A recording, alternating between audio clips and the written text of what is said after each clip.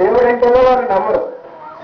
అలాంటి ఒక రష్యా దేశంలో ఏం జరిగిందంటే, ఒక దైవజనుడు వెళ్ళి ఒక రహస్యమైనటువంటి ప్రదేశంలో ఒక చిన్న ఇంటిని అద్దెకు తీసుకొని ఆ ఇంటిలో ప్రార్థనను ఆరంభించాడు.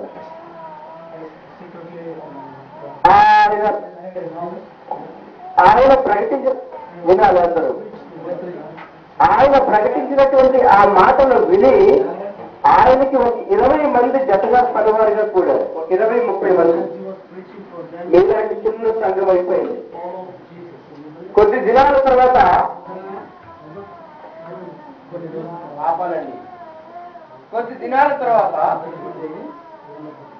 మీలాంటి చిన్న సంఘం అయింది అక్కడ. కానీ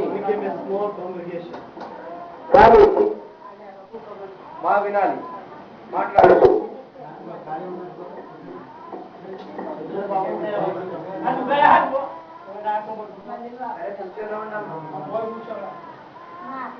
ఆ చిన్న సంఘం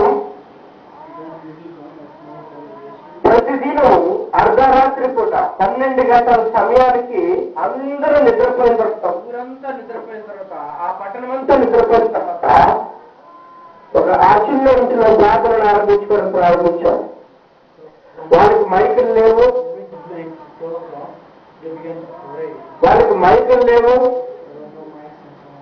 వాళ్ళకి మహిళలు ఇలా గట్టిగా చెప్పుకునేటువంటి స్థితి లేదు. రహస్యంగా దేవుడు మనకు పంచుకుంటున్నారు, రహస్యంగా మాట్లాడుకుంటున్నారు. ఎందుకంటే ఆ విషయం బయట వారికి తెలిస్తే వారు ఏం చేస్తారంటే క్రైస్తవులందరినీ చంపేస్తారు.